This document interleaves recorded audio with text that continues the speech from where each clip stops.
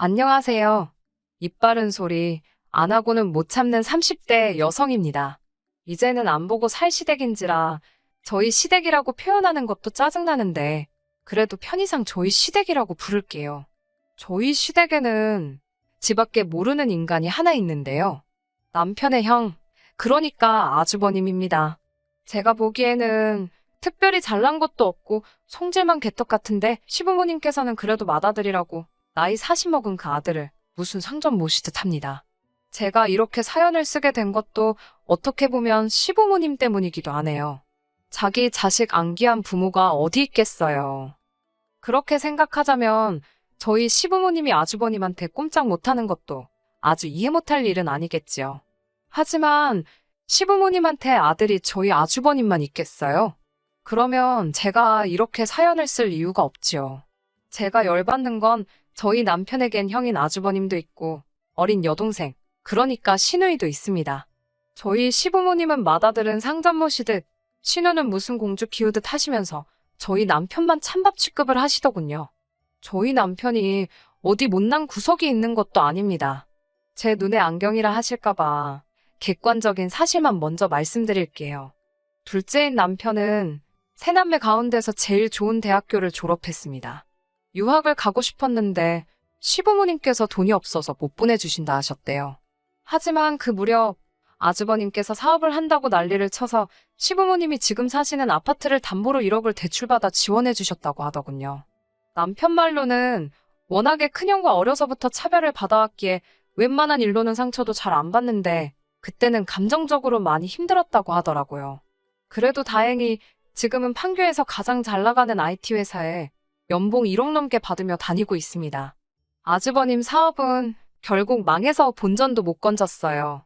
평생 시부모님이 주시는 용돈만 쓰고 살았지 어디서 제대로 아르바이트도 안 해본 사람이 갑자기 무슨 운동기계를 가져다 판다고 설쳤으니. 뿐만 아니라 신우에 대한 아버님 어머님의 지원도 장난이 아니었어요. 대학생인 신우는 어느 다른 여대생들처럼 외모를 가꾸는데 관심이 많았습니다. 저도 그런 시절이 있었으니 당연히 그 마음 이해하지요. 하지만 제가 지금 연봉 8천을 받으며 회사 생활을 하고 있는데 이런 저도 2, 300만 원짜리 핸드백은 선뜻 사기가 어렵거든요. 신우는 거침이 없더라고요. 일단은 어머님 아버님을 조르고 그게 여의치 않다 싶으면 지 오빠들을 아주 달달 볶아요. 무슨 프라이팬 위에서 감자 볶듯이 어지간히 달달 볶습니다. 개떡 같은 성질을 가진 아주버님도 신우한테는 꼼짝을 못하더라고요. 아주버님이 그럴 정도니 순딩이 저희 남편은 어땠겠어요? 그나마 저희 남편은 저랑 결혼 이야기가 나오면서 자의반 타의반으로 신우의 무리한 요구에서 벗어나게 되었습니다. 세 남매의 인물에 대해 말해보자면 이건 뭐 다들 보는 눈이 다르니까요. 제가 제 남편 잘생겼다고 말해봤자 푼수 소리나 듣겠지요? 저희 남편이 뭐 연예인처럼 후광이 비치고 그런 건 아니에요. 하지만 키도 크고 웃는 얼굴이 얼마나 보기 좋은지 모릅니다. 정말이지 사연을 말하면 말할수록 왜 시부모님께서 저희 남편만 데려온 자식 마냥 대하신 건지 이해가 안 되네요. 저와 남편은 대학교 선배의 소개로 만났습니다. 당시 제 선배 중 한 명이 남편과 같은 회사를 다니고 있었거든요. 선배가 자기가 정말 아끼는 후배라면서 데리고 나온 사람이 남편이었어요. 제가 평소에도 워낙 따르던 선배였는데 그런 선배가 좋은 사람이다, 털어서 먼지 하나 나올 거 없는 사람이다라며 거듭 칭찬을 하더라고요. 덕분에 만나기 전부터 저는 남편에 대해 굉장히 긍정적인 생각을 갖고 있었네요. 그리고 실제로 남편을 만나보니 사람이 정말 소탈하고 괜찮더라고요. 사실 워낙에 똑똑하고 잘난 사람들이 많은 업계라서 콧대 높은 사람들이 많다는 이야기를 몇 번 들었었거든요. 그런데 저희 남편은 거들먹거리고 그러는 것도 전혀 없었고 말도 잘 통하고 여러모로 이 남자다 싶었네요. 나중에 듣기로 남편 역시 선배로부터 제 칭찬을 워낙 많이 들었었답니다. 그래서 저란 사람이 너무 궁금했대요. 막상 만나보니까 들은 대로 서글서글하고 동시에 할 말은 똑 부러지게 하는 똑순이 같아서 마음에 쏙 들었다고요. 서로에게 확신이 있었던 저희는 그렇게 만난 지 10개월 만에 결혼을 약속했습니다. 시댁에 처음 인사 갔던 날은 지금도 잊혀지지가 않아요. 시부모님께서는 남편을, 그러니까 당신 아들을 제 앞에서 까내리려고 작정을 하신 분들 같았습니다. 어디 감히 지 형이 아직 장가도 안 갔는데 결혼을 하겠다고 드는지 모르겠다면서 저더러 저렇게 경우가 없는 앤데 괜찮겠냐고 물으실 정도였지요. 당황스러웠지만 그때는 솔직히 어머님 아버님이 진심으로 하시는 말씀이신지 단지 도가 지나친 질라진 농담인지 구분하기가 어려웠어요. 그래서 뭐라고 딱히 반박은 못하고 적당히 맞장구 치면서 웃어 넘겼습니다. 하지만 어머님 아버님과 몇 번의 대화를 하면서 진심으로 당신 둘째 아들 기분은 안중에도 없으시다는 걸 알게 되었네요. 그리고 그런 어머님 아버님의 태도는 저로 하여금 왠지 모를 정의감을 느끼게 했어요. 이곳에서 남편을 구해줘야겠다. 저만큼은 남편을 1순위에 두고 사랑을 줘야겠다. 그런 의지를 갖게 했네요.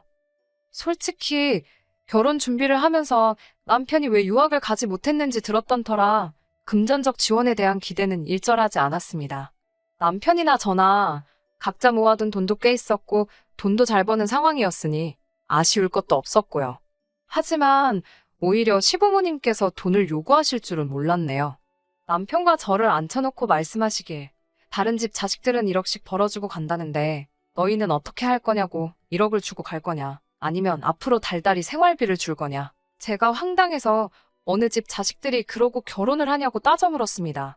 그런 자식들은 아마 부모가 집이라도 사주고 하다못해 그 앞으로 차라도 한 대 뽑아주시지 않았겠냐고 덧붙였어요. 그러자 어머님께선 남편더러 아주 대바라진 애를 데리고 왔다며 저랑 결혼하면 당신들 볼 생각은 하지 말라고 그러시더군요. 하지만 남편이 제 손을 딱 잡더니 이 결혼은 포기 못한다고 했습니다.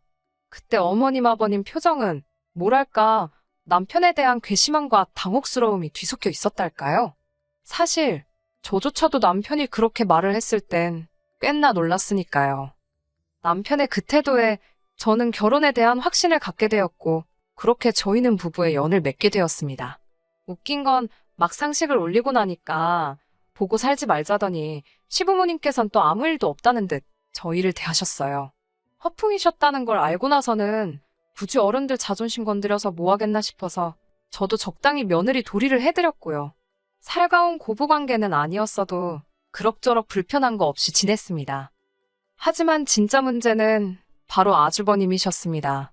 일단 뭐 제가 손 아랫사람인 건 맞지만 그래도 저한테 말을 너무 편하게 하셨거든요. 결혼하고 얼마 되지 않았을 때입니다. 시댁에서 다 같이 모여 식사를 하는데 저더러 어이 나 물 좀 정확히 이렇게 이야기를 하더라고요. 처음엔 그래 재수씨라는 호칭이 어색해서 그런가 보다 싶었습니다. 그런데 그게 아니었지요.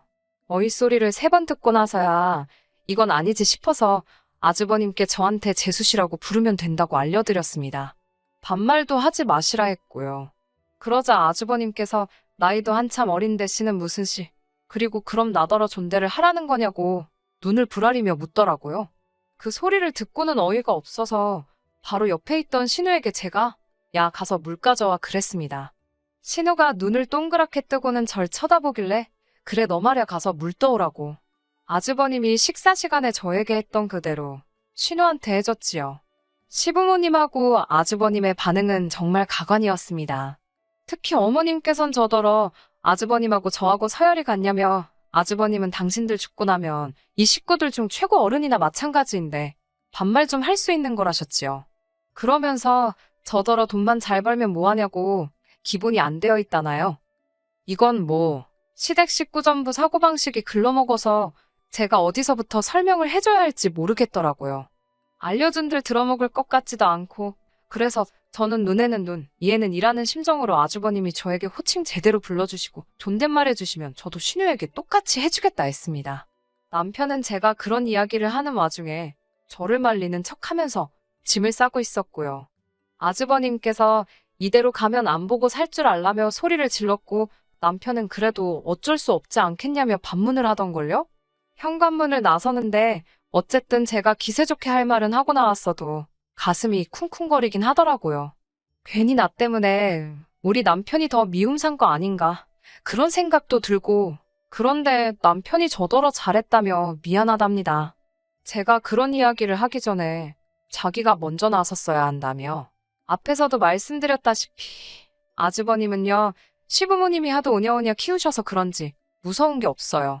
하지만 그건 어디까지나 그 집안에서 알아서 할 일이고 저는 그 꼬라지를 받아줄 생각이 전혀 없었습니다.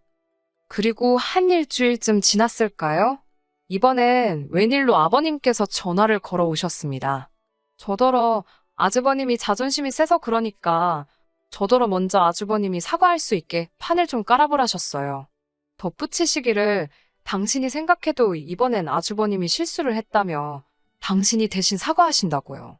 생각지도 못하게 아버님이 먼저 미안하다 하시니 며느리 입장에서도 무조건 싫다 안 된다고 버티기가 그렇더라고요. 한편으로는 그래, 이 정도면 아주버님도 지가 실수했다는 생각은 하고 있겠지. 그런 믿음도 있었고요. 그래서 알겠다고 말씀드렸습니다. 아주버님께 그날은 아주버님도 저도 감정적이었던 것 같다고, 중간에 다른 식구들이 얼마나 불편하겠냐며 얼굴 붉히는 일 없이 지냈으면 좋겠다고 문자 한 통을 넣었습니다. 그러자 아주버님께서 알면 됐다고 답장을 해왔어요. 답장을 확인하곤 기분이 쎄하더라고요. 이 인간이 말귀를 알아들은 건지 아닌지. 그래도 또 그걸 따지고 둘 수는 없었으니 그대로 유야무야 지나가게 되었습니다. 하지만 사람이 진짜 하나를 보면 열을 안다고 하더니 그 말이 딱이더라고요. 시댁 식구들은 사고방식도 아주 글러 있었지요. 솔직히 저는 어느 정도 거리만 두고 살면 앞으로 서로 얼굴 붉힐 일은 없을 거라 생각했습니다. 그러나 이후로 시댁 식구들은 저에게 말하는 것만 조심했을 뿐 뒤로 남편을 괴롭히고 있었더군요. 저 몰래 그렇게 남편한테 돈 좀 보내라고 쪼아댔던 거지요. 착해 빠진. 솔직히 제 남편이라 착하다고 표현했지만 저도 답답하더라고요. 그래요. 답답한 남편은 어떻게든 저한테 이야기하지 않고 돈을 좀 줘보려고 했답니다. 그러면 저한테 좀 잘해줄까 싶은 생각도 있었다대요. 그런데 저희 집은 돈 관리를 전적으로 제가 하거든요. 그러니 남편의 마음이 어떻건 간에 저를 통하지 않으면 돈을 빼갈 방법이 없죠. 또한 저희가 결혼하면서 양가 부모님들로부터 도움을 안 받았기 때문에 대출을 꽤 받았거든요. 그래서 시부모님과 친정부모님께 당분간은 명절과 특별한 날 50만 원씩 챙겨드리는 걸 제외하고는 경제적으로 도와드릴 수 없다고 진작에 말씀을 드렸었고요. 그런데 저 몰래 자꾸 남편에게 돈을 달라고 하셨다는 게 솔직히 짜증도 나고 부담스러웠습니다. 그런 요구를 하는 게 시부모님뿐만 아니라 아주버님과 신우도 있었다는 건 충격적이기까지 했고요. 한 번은 신우가 저더러 제가 지금 내 사람치를 가로챘다고 그러던데 그 말뜻을 이해하고 나서야 바보 같은 남편이 얼마나 당하고 산 건지 가늠이 돼서 정말 화가 치솟더라니까요. 이후로는 진짜 돈 관리를 더 철저히 했습니다. 남편이 남편 스스로를 위해서 쓰는 돈에는 아낌없이 서포트를 해줬지만 시댁에는 정말 10원짜리 하나 세는 일이 없게 했어요. 그나마 시부모님은 그래도 돈 때문에 기분이 상하신 티는 안 내셨는데 문제는 아주버님이었습니다. 저에게 말씀하시는 걸 보면 진짜 하나만 걸려라 벼르고 있는 사람처럼 나를 세우고 계셨거든요. 아주 절 잡겠다고 혈안이 되어 있는 아주버님을 보고 있자니 저라고 기분이 좋을 리는 없었지요. 그러다 사건은 지난달 저녁 식사 자리에서 일어났습니다. 아버님 생신을 축하하기 위해 시부모님과 아주버님 그리고 저희 부부가 모였습니다. 아버님 생신인 걸 아신 친정부모님께서 호텔 뷔페에 갈 수 있는 상품권을 선물로 주셨는데 어머님께선 뷔페라 봤자 가면 찍어 먹을 것도 하나 없다고 저더러 직접 생신상을 차려달라 하시더라고요. 그래서 시댁에서 모이게 되었지요. 미역국이랑 불고기 정도는 제가 집에서 직접 만들었고요. 어이가 없었던 건 아주버님께서 당신은 꼭 등갈비찜이 먹고 싶다더라고요. 제가 웃으며 아버님 생신이지 아주버님 생일도 아닌데 그것까지 할 시간은 없을 것 같다고 하니까 그래도 하는 김에 좀 하면 되는 거 아니냐입니다. 생전지 손으로 뭐 하나 만들어 본 적이 없으니 요리할 메뉴 하나 더 늘어나는 게 얼마나 번거로운 일인지 모르는 눈치였어요. 말도 더는 섞기 싫어서 인근 식당에서 포장해 갔더니 씩씩거리기만 하고 손도 안 대더라고요. 안 먹으면 본인만 손해 아니겠어요? 저랑 남편이랑 열심히 먹었지요. 아무튼 그렇게 식사를 마친 뒤 아버님 생신 선물로 현금 50만 원을 드렸습니다. 아주버님께선 저희가 아버님께 돈 봉투 드리는 걸 보면서도 뭐 하나 꺼낼 생각을 안 하더라고요. 코딱지만한 거라도 본인이 하면 생색을 내지 못해 안달인 인간이 저희 몰래 아버님 생신을 챙겼을 리도 없고, 제가 아주버님께 무슨 선물을 하신 거냐고 면전에 대고 물었습니다. 그러자 저희를 어이없다는 듯 재려보기만 할 뿐 별말 못하던걸요? 그렇게 시간이 흘러 어느덧 시계를 보니 10시더라고요. 시댁에서 저희 집까지는 빨라도 1시간이 걸렸고, 바로 다음날은 저희 친정어머니 생신이셨습니다. 생신 축하금 해서 친정부모님과 저희 부부가 같이 서울 근교로 1박 2일 여행을 가기로 되어 있었고요. 참고로 저희 친정부모님이 여행 경비 전액을 부담하시는 여행이었습니다. 저는 남편에게 이제 슬슬 가자고 신호를 보냈어요. 가서 빨리 짐도 싸야 했고 여러 가지로 마음이 바빴거든요. 그런데 그때 신우가 아주버님께 전화를 걸어온 모양이었습니다. 대학교 동아리 활동을 열심히 하던 신우는 아버님 생신과 동아리 설립 5주년 기념식 사이에서 고민을 하더니 아버님 생신은 매년 돌아오지 않냐며 동아리 기념식에 참석한 상황이었거든요. 시댁 식구들 그 누구도 뭐라 하는 사람이 없었으니 제가 보기엔 이해가 안 되었어도 뭐라고 한마디 하기도 그렇더라고요. 그저 속으로 여러 가지 의미로 신우도 대단하다고 생각만 했네요.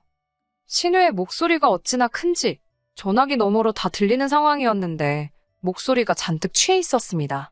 신우는 저희 남편도 지금 와 있는 거냐며 둘째 오빠 보고 싶다고 애교를 부려댔어요. 하지만 저희는 빨리 일어나야 했기에 대충 그러냐 대꾸만 하고 시댁을 떠나려는 참이었지요. 그런데 신우가 자기가 오늘 둘째 오빠를 만나야 할 필이 딱 왔다면서 저희더러 어디 가지 말고 자기를 기다리랍니다. 그러고는 전화가 끊어졌어요. 저는 술 취한 신우의 어설픈 앙탈 정도로 생각하고 집에 가려고 했습니다. 그런데 어머님께서 저희더러 이렇게 된 거 신우를 기다렸다가 보고 자고 가라셨어요.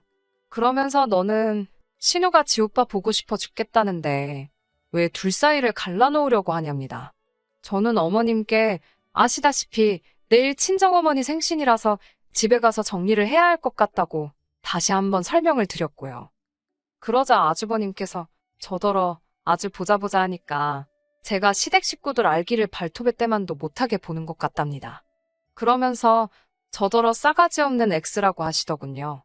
제가 어이가 없어서 지금 뭐라고 하셨냐니까 싸가지 없는 X라며 젊은 게 아주 지 고집대로 하려고 든다고. 어이가 없어서 진짜 지뚱굴인지 모른다더니 누구더러 헛소리를 짓거리나 싶던걸요? 제가 지금 당장 사과하라고, 그렇지 않으면 가만히 있지 않을 거라고 했습니다. 하지만 아주버님은 끝까지 내가 너한테 윗사람인데 아랫사람이 싸가지가 없으면 한마디 할 수도 있고 필요하면 때릴 수도 있답니다. 사랑에 매라나요? 제가 진짜 그 말 듣고 눈이 돌아갈 뻔했습니다. 그런데 그때 순식간에 상상도 못한 일이 벌어졌어요. 저희 남편이 아주버님 얼굴에 냅다 주먹을 날렸거든요.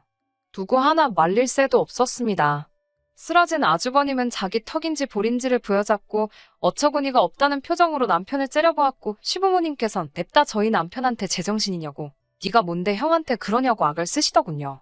그러자 남편이 일어나려고 하는 아주버님을 한 대 더 쳤습니다. 그리고는 그래도 한 핏줄이라서 사람 대접해주고 살았더니 정신도 못 차리고 못같이 산다면서, 그리고는 남편이 저에게 가자고 하더라고요. 상종 못할 사람들이라면서요. 그렇게 집으로 돌아와 속에서 불거져 나오 분노를 억누르고 있었습니다. 하지만 남편은 무슨 일인지 콧노래를 부르고 후련한 얼굴이더라고요. 그리고 이튿날 저희는 예정대로 친정부모님과 여행을 떠났네요. 어머님께서 전화를 걸어오셔서는 저더러 마음에 안 들어 죽겠다고 저 때문에 형제들 의상하고, 그래서 저도 어머님께 그럼 어머님 입맛에 맞는 며느리 구해서 천년만년 사시라 받아쳤어요. 결국 그 일로 인해 저희는 시댁과 연을 완전히 끊게 되었습니다. 남편은 그 어느 때보다 이렇게 홀가분한 적은 없었다며 너무 행복하다고 하더라고요. 남편이 행복해하는 모습을 보니 저도 행복하네요. 이후로 저희는 지금까지 시댁과 상관없이 아주 잘 지내고 있습니다. 하지만 들리는 이야기로는 요즘에는 어머님과 아주버님의 관계도 예전 같지는 않은 눈치랍니다. 걸핏하면 어머님께서 마음먹은 아들 뒤치다꺼리하는 여편네는 당신밖에 없다며 팔자가 이게 뭐냐고 하소연을 하시는 모양이더라고요. 아주버님 입장에서는 그런 어머니께 서운해서 난리고요. 아무려면 어떤가요? 저는 이제 그 집과는 아무 상관도 없는데요, 뭐. 누군가 저더러 그래도 며느린데 시부모님과 남편 사이에서 중재라도 해봐야 하는 거 아니냐고 하던데 전 그럴 생각이 전혀 없습니다. 아쉬운 사람이 먼저 손 내미는 게 맞잖아요. 필요한 사람들끼리 알아서 풀도록 내버려 둘랍니다. 끝까지 들어주셔서 감사합니다. 오늘의 사연은 여기까지입니다. 구독과 좋아요, 알람 설정 부탁드리고 더 좋은 사연으로 다시 찾아뵙겠습니다. 감사합니다.